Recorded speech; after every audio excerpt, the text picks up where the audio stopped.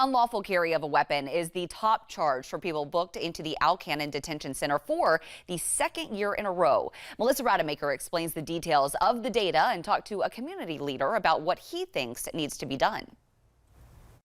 The majority of the people who passed through these doors this year were booked for unlawful carrying of a weapon. It happened 742 times from January to October.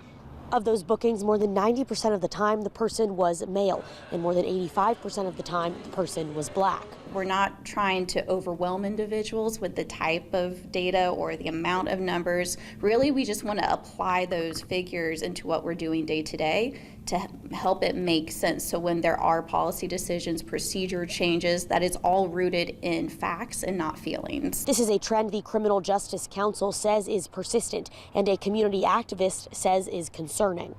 Guns are being brought into urban communities and sold. And it's been that way since I was a kid, and I'm 71 years old. Pastor Thomas Dixon says these numbers should be a wake-up call for judges and lawmakers to look at the severity of gun punishments and enforce them to the fullest extent. When it comes to illegal possessions or those convicted felons who are being released, they're getting a slap on the wrist instead of actually having serious criminal penalties imposed on them.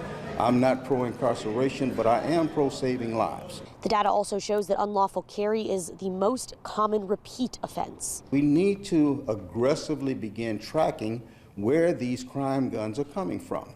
The other part of that is getting involved in the election process, because having legislators to go to is one thing.